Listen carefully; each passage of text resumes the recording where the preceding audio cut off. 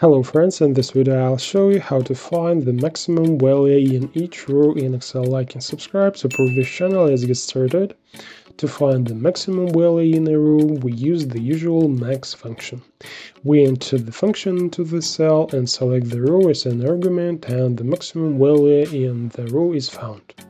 We get the same thing if we select a row and look at the status bar at the bottom. Okay, now let's complicate the task and find the maximum value in all the rows at the same time and highlight them. Select the entire range, click Conditional Formatting, New Rule, and select User Formula to determine which cells to format. Here we type the formula. C2 is equal to the maximum value from the range.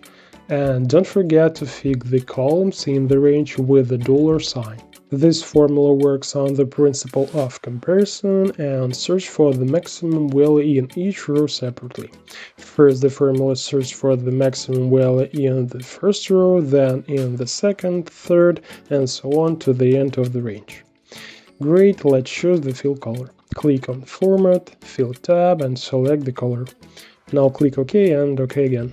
And as you can see, we not only found the maximum value in each row and highlighted it for convenience.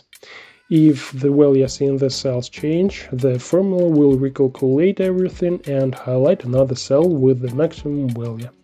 It's all, now you know a little more. Thanks for watching.